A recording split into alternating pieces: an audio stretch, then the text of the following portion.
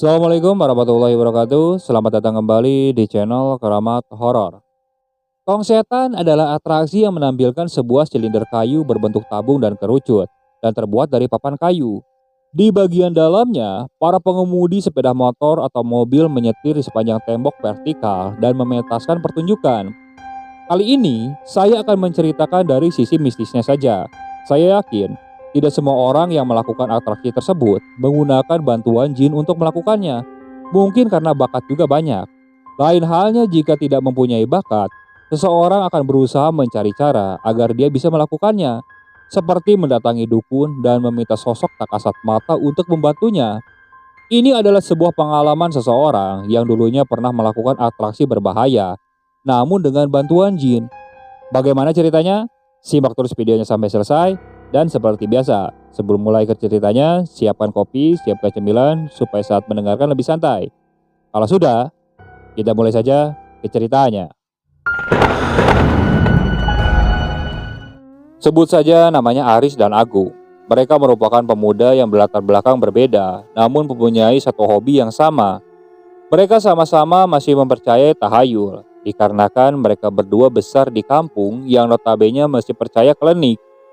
Seperti halnya, banyak masyarakat yang lebih mempercayai berobat ke orang pintar atau ke dukun daripada ke rumah sakit. Bukan tanpa alasan, masalah ekonomi masih menjadi hal yang perlu dipertimbangkan. Seperti kata salah satu sesepuh desa, mendingan duitnya buat beli beras daripada buat beli obat. Orang zaman dulu masih bisa hidup prihatin daripada zaman sekarang. Malam itu, Aris dan Agung yang sedang duduk berdua di sebuah warung kopi yang baru saja menyelesaikan pekerjaannya sebagai joki tong edan, tampak merenung karena mereka tidak bisa menampilkan atraksi gila seperti rekannya. Hal itu membuat Aris dan Agung harus memutar otak, mencari cara agar bisa menyaingi rekannya tersebut. Karena penghasilan mereka dari itu saja, yang mereka takutkan ketika penonton tidak puas, penonton itu berkurang untuk nonton atraksi mereka dan mereka akan berhentikan dari pekerjaannya. Apalagi si Agung ini menjadi tulang punggung keluarganya dan mengharuskan untuk mencari uang yang cukup untuk memenuhi kebutuhan sehari-hari. Si Agung ini sudah ditinggal pergi oleh kedua orang tuanya ketika dia masih kecil dan dia diasuh oleh pade dari bapaknya. Bahkan si Agung ini rela menjadi kuli bangunan ketika tak ada jadwal atraksi. Berbeda dengan si Aris, teman semasa kecilnya. Si Aris ini bisa dibilang dari keluarga yang mapan. Pekerjaan orang tuanya yaitu petani. Namun sebenarnya pekerjaan orang tuanya ini mampu menyekolahkan si Aris sampai ke tingkat perguruan tinggi. Namun si Aris lebih memilih untuk mendalami hobinya dalam dunia otomotif dengan satu alasan, yaitu perkara waktu. Saat si Aris dan si Agung ini sedang berbincang-bincang di warung kopi, timbullah ide dalam benak si Aris yang nantinya berimbas atau berakibat fatal bagi mereka berdua. Gung, apa kita minta tolong sama Mbah Manto aja ya? Minta tolong apa, Riz? Saud si Agung penasaran saat itu. Ya minta pegangan, biar kita bisa atraksi yang tidak semua orang bisa. Yaitu juga bisa buat balapan, Gung. Siapa tahu kita menang, kan bisa buat nambah penghasilan, kata si Aris penuh penasaran. Si Agung diam sejenak, kepalanya lalu manggut-manggut. Seolah solusi yang diberikan si Aris ini ada benarnya. Tanpa menunggu si Aris menjelaskan kembali, si Agung langsung mengiyakan. Kapan kita ke rumah Mbak Manto, Riz? Ucap si Agung balik bertanya. Kalau sekarang gimana? Jawab si Aris spontan. Ya udah ayo. Mereka pun mulai berjalan beriringan, menembus jalanan yang redup dan sedikit becek untuk sampai ke rumah Mbak Manto. Hingga akhirnya mereka sampai di sebuah rumah kayu dengan tangga kayu yang mengarah ke atas. Di situ mereka terdiam. Ada perasaan tidak nyaman yang mereka rasakan. Suasana di sana benar-benar sunyi dan hening. Hingga tak berapa lama mereka mendengar suara pintu itu dibuka. Agung dan si Aris ini sempat kaget. Dan tak berapa lama muncullah seorang lelaki tua. Loh, rupanya ada tamu. Lelaki tua itu berbaju batik lusuh dengan panduan belangkon dan kain hitam. Iya mbah, ini saya sama si Agung, saud si Aris. Oh kalian toh, masuk sini, ajak Memanto dengan wajah datar. Tanpa menyaut dan menunggu ajakan kedua kalinya, mereka berdua segera naik ke tangga kayu dan melangkah masuk. Sesampainya di dalam, tubuh si Agung ini seketika merinding. Wajahnya pias begitu melihat isi dalam rumah yang tak begitu luas dari rumahnya, di mana di setiap sudut ruangan berdinding papan tertutup kain hitam menjuntai dari atas ke bawah. Ditambah lagi, ada sebuah tungku kecil yang mengeluarkan asap putih dengan aroma khas bau kemenyan. "Ada perlu apa, Le? Kok malam-malam nekat ke sini?" tanya Mbah Manto sembari meletakkan 3 buah lampu templok di lantai sebagai penerangan. "Ini, Mbah, jadi kami kesini ada perlu, mau minta bantuan sama Mbah untuk menyelesaikan masalah kami, Mbah," jawab si Aris. "Apa masalahnya?" Saat itu, si Aris langsung menoleh ke arah Agung. Si Agung diam sejenak, dan kemudian si Aris menceritakan sendiri semua permasalahannya. Satu tarikan napas mengawali cerita panjang. Ia begitu detail menceritakan dari awal hingga ujung cerita yang membuat mereka berdua nekat datang ke rumah Mbah Manto. Mbah Manto yang mendengarkan kadang tertawa kecil kemudian menganggukkan kepala beberapa kali. Matanya yang cekung sesaat menatap si Agung dan si Aris ini secara bergantian sebelum tatapannya tertuju kepada Agung yang sedang duduk bersimpuh. "Kalau begitu, apa yang sekarang kalian mau? Apa yang harus saya lakukan untuk membantu urusan kalian berdua?" ucap Pak Manto tegas setelah mengetahui permasalahan yang dihadapi oleh Agung dan Aris. "Saya mau minta pegangan, Bah, untuk tujuan pekerjaan. Dan saya siap, asal yang menjadi keinginan saya ini bisa terwujud, Bah," jawaban Aris tanpa ragu. Sesekali menoleh ke arah Agung yang saat itu terkejut dengan jawaban temannya, membuat sosok Mbah Manto ini tersenyum tipis. Perbincangan itu terus berlanjut dengan semua tujuan dan apa yang diinginkan oleh Aris dan Agung. Bahkan mereka sendiri tidak menduga jika ide konyol yang tiba-tiba muncul itu sedemikian berambisi. "Sebelumnya, Simba jelaskan dulu ya, apa yang kamu minta ini tidak mudah. Ini ada syaratnya." "Syaratnya apa, Mbah?" "Syaratnya, barang ini hanya bisa dipakai oleh kalian berdua. Kalau sampai ada orang lain yang memakainya, si Mbah tidak tanggung jawab, karena nyawa taruhannya," ucap si Mbah Manto menjelaskan sambil menatap Aris dan Agung bergantian. "Maksudnya gimana, Mbah?" Agung yang sedari tadi diam mulai memberanikan diri bertanya. "Maksudnya, nanti motor yang akan kalian pakai itu akan Simbah isi dengan barang halus dan hanya bisa digunakan oleh kalian berdua saja. Tapi kalau sampai ada orang lain yang memakai motornya, Simbah pastikan nyawanya yang terancam. Dan satu lagi, jangan sampai kalian melepaskan alas kaki ketika naik motornya. Itu pantangannya." Jantung si Agung seakan berhenti berdetak setelah mendengar penjelasan dari Bang Manto. Ia kemudian menoleh ke arah Aris yang disusul dengan anggukan. Namun hal itu tak menyurutkan niat mereka berdua. Toh hanya mereka berdua saja yang menggunakan kendaraan 2 tak yang sudah dimodif sedemikian rupa itu. "Sudah, gini aja. Ini mau digarap kapan? Kalau sekarang, motornya dibawa apa tidak? Kalau tidak, ambil dulu saja. Tapi kalau sudah dibawa, sekarang bisa dimulai," sambung Mbah Manto bertanya kepada mereka berdua. Enggak dibawa, Bah. Nanti kami berdua bawa dulu aja." "Ya sudah sana, bawa dulu aja."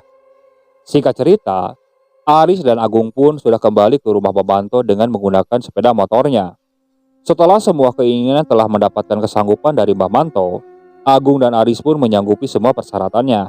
Malam itu dibuka dengan sebuah ritual yang wajib bagi keduanya. Tak lama, Mbah Manto menyuruh Agung dan Aris untuk duduk bersila menghadap ke arah pintu. Sedangkan Mbah Manto duduk di belakangnya sambil memejamkan mata. Bibirnya terus berkomat-kamit. Kedua tangannya diangkat sambil mengepal. Sejurus kemudian, Mbah Manto mengatakan kedua tangannya ke atas kepala Agung dan Aris, membuat keduanya sama-sama tersentak. Seakan Mbah Manto ini memasukkan sesuatu ke dalam tubuh Agung dan Aris secara bersamaan. Hingga pada ritual terakhir, Agung dan Aris ini disuruh Mbah Manto untuk keluar rumah dan memandikan motor mereka dengan air kembang yang sudah disediakan Mbah Manto sebelumnya. Terlihat tak ada yang aneh ataupun janggal yang mereka rasakan. Namun setelah Mbah Manto mengoleskan minyak wangi ke motor mereka, seketika bulu kuduk mereka berdiri. Motor itu bergerak sendiri, seolah ada sesuatu atau seseorang yang menaikinya. Bah, kok motornya tiba-tiba bau amis kayak darah, Bah?" tanya si Agung yang saat itu mulai ketakutan. "Jangan takut, itu barang halus yang Simbah suruh untuk menghuni motor kalian," ucap Bahmanto menjelaskan, dan membuat si Agung dan si Aris ini menelan ludah. Satu lagi, jangan lupa, setiap malam Jumat Kliwon, kalian harus memandikan motor ini dengan bunga setaman dan menyalakan dupa. Itu syarat wajib yang harus kalian lakukan, sambung Bahmanto kembali menjelaskan. Agung dan Aris hanya mengangguk, sekaligus mengakhiri malam itu dengan banyak rencana di kepalanya. 2 hari kemudian, mereka pun mulai menggunakan motor itu untuk atraksi di Tong Setan. Dan sorak-sorak gembira dan suara tepuk tangan para penonton pun menjadi penutup atraksi Agung dan Aris. Tampaknya mereka berdua berhasil membuat para penonton puas. Apalagi malam itu tiket Tong Setannya habis terjual, membuat keduanya begitu sumringah. Waduh, hebat kalian. Tiket malam ini sampai habis loh. Oh iya pak, kita juga senang kalau penontonnya puas, sahut Aris sambil melihat ke arah si Agung. Nih, bonus buat kalian berdua, ucap lelaki paruh baya itu yang tak lain adalah pemilik panggung Tong Setan. Wah, makasih banget pak. Besok saya sama si Agung janji bakal bikin penonton puas lagi lah, ucap si Aris menoleh ke arah si Agung. Malam itu menjadi awal kesuksesan Aris dan Agung. Tak lupa, mereka juga menraktir teman yang lain untuk sekedar ngopi dan makan di warung biasanya. Sesampainya di warung, ternyata mereka sudah ditunggu oleh teman-teman yang lain. Sudah menjadi kebiasaan mereka, ketika selesai bekerja, mereka akan berkumpul di warung sambil ngopi dan makan gorengan. Mereka bisa berjam-jam lama duduk di tempat itu. Mereka terlihat riang sambil bercerita satu sama lain. Sesekali, tubuh dan kepala mereka bergoyang-goyang mengikuti musik sambil memainkan kartu. Apalagi, malam itu kebetulan cuacanya cerah. Ditambah cahaya rembulan yang terang, membuat warung semakin malam semakin ramai. Main kartu kok gak hitungan? Sesekali pakai taruhan lah. Dari kursi ujung, seorang lelaki mendekat ke arah meja tempat Aris dan Agung. Taruhannya apa Mas Pajar? Sahut Aris pada lelaki yang dipanggil Pajar itu.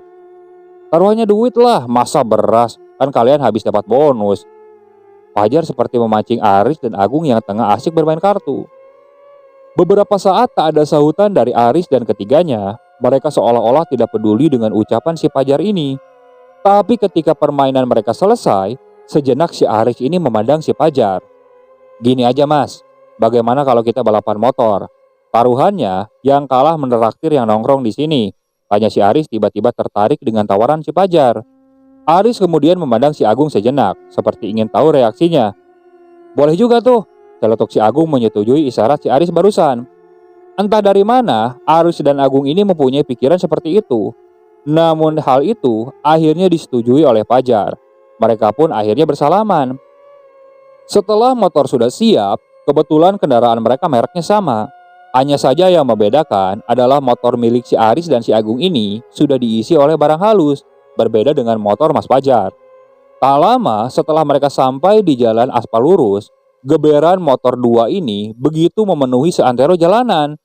Hal itu mengundang perhatian beberapa warga sekitar untuk mendengarnya dan melihat balapan mereka. Setelah keduanya siap, Aris memberikan aba-aba. Dan motor yang ditunggangi oleh Agung ini melesat cepat meninggalkan jauh kendaraan yang ditunggangi oleh Pajar. Padahal Pajar tahu betul kondisi motornya sangat prima, tapi ia dibuat cengang tak percaya kalau sampai dikalahkan oleh motor miliknya si Agung. Pajar yang merasa dipermalukan meminta untuk mengulang sekali lagi. Tapi tetap saja laju kendaraan motor si Pajar ini tidak secepat motornya si Agung. Pajar benar-benar dibuat tercengang sekali lagi. Bagaimana tidak? Motor yang hanya digunakan untuk pertunjukan Tong Setan mampu mengalahkan motor milik Pajar yang memang digunakan untuk balapan. Sesampainya di warung, mereka mulai tertawa-tawa riang, apalagi mereka yang melihat pertunjukan balapan liar itu tampak begitu bahagia, terutama Agung dan Aris. Mereka mulai percaya kalau usaha mereka ini tidak sia-sia. Singkat cerita, setelah 3 bulan berjalan, barulah mereka mendapati kesialan yang bertubi-tubi, berawal dari kelalaian Agung sendiri. Malam itu, ketika si Agung sedang teleponan dengan temannya, dia tak menyadari kalau salah satu temannya yang bernama Rudi itu menaiki motornya. Dan setelah si Agung menutup teleponnya, dia melihat ada salah satu pesan, dan pesan itu dari si Aris. Saat dia membaca pesan itu, dia langsung kaget. Hati-hati Gung, Rudi mau ke situ. motornya jangan sampai dipinjam. Kamu tahu sendiri kan sifat si Rudi." Dengan seketika si Agung ini langsung kaget. Bahkan HP yang dia pegang itu sampai terjatuh. Dan tak lama kemudian di depan halamannya ada suara benturan yang cukup kencang.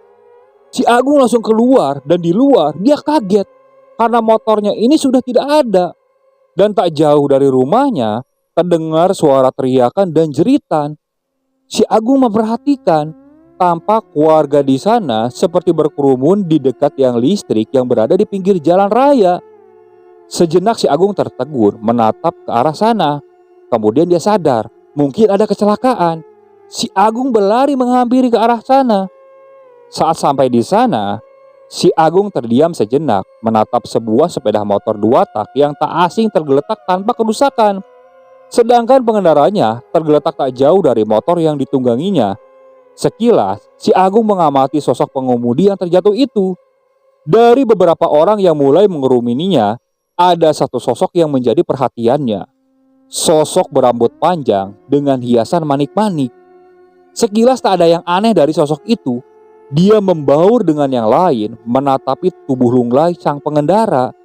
Namun sejurus kemudian, sosok itu terlihat menari-nari sembari mengelilingi kerumunan seolah-olah tengah bahagia. Dan yang membuat si Agung terkejut bukan dari sosok perempuan yang menari, melainkan dari tempat samping korban terkapar. Ada sosok lelaki tanpa tangan sedang menjilati darah yang terceceran di aspal. Dan anehnya, semua orang di sana seperti tidak menyadari kehadirannya. Gung.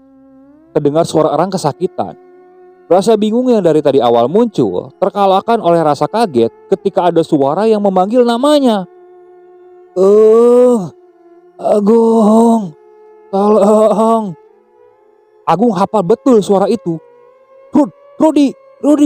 Agung langsung teriak sambil terkejut. Beberapa orang langsung mengarahkan pandangannya ke arah Agung. Mereka juga memberikan jalan untuk Agung. Agung mulai mendekat ke arah tubuh Rudi yang tergeletak tak berdaya. Agung yang duduk bersimpuh di samping tubuh Rudi merasakan perih tersayat ketika menyaksikan kondisi saat itu.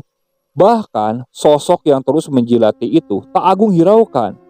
Agung terus menatap Rudi yang matanya mengejang dengan mulutnya yang setengah terbuka, seperti sedang merasakan sakit yang teramat.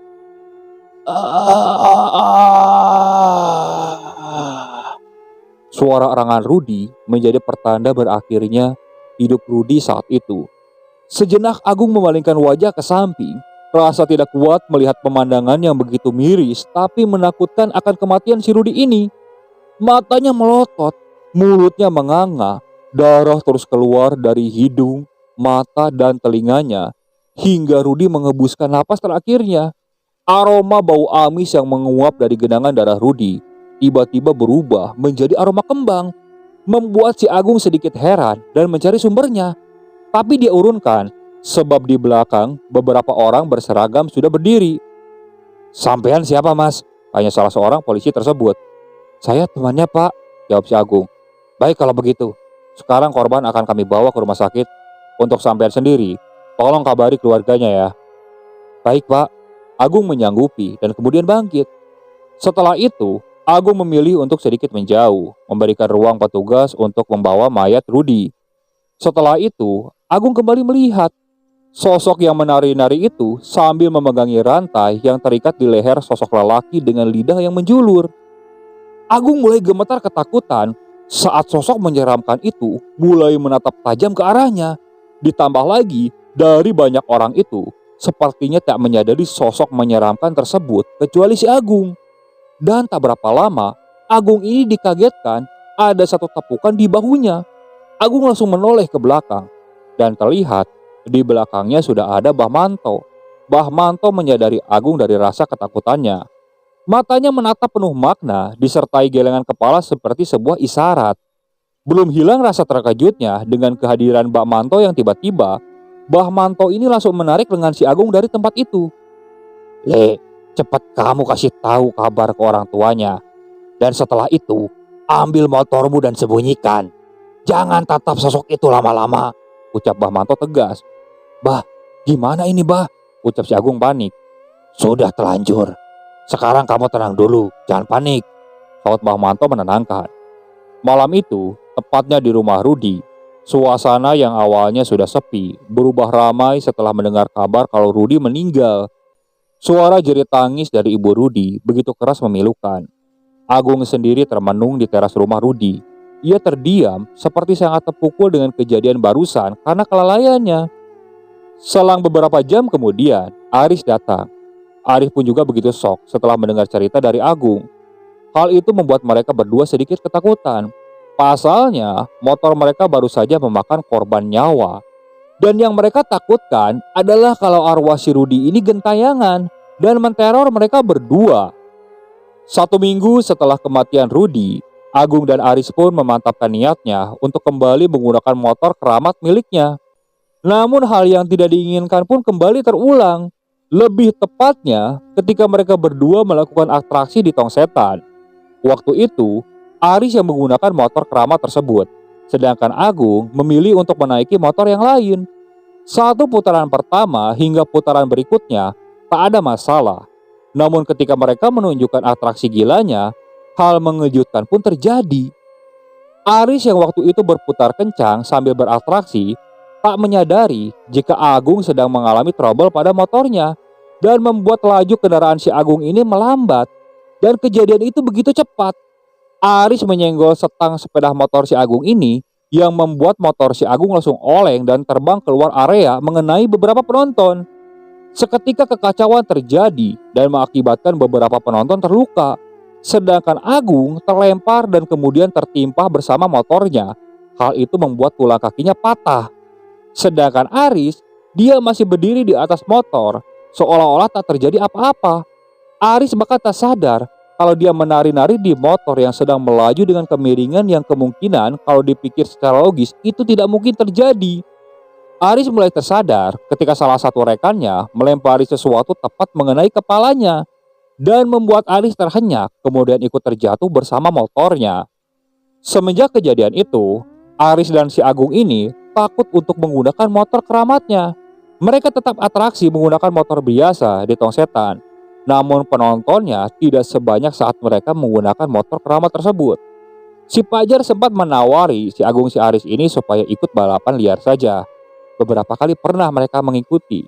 Namun parahnya, ternyata di sana masih banyak nyawa yang melayang. Namun saya tidak bisa menceritakan di sini secara detail, karena itu memang tidak boleh oleh narasumbernya. Hingga akhirnya keduanya tidak menggunakan motor keramat itu untuk kegiatan apapun. Dan lama-kelamaan mereka mulai menjual motor tersebut. Katanya ada salah seorang yang berani membeli mahal motor itu.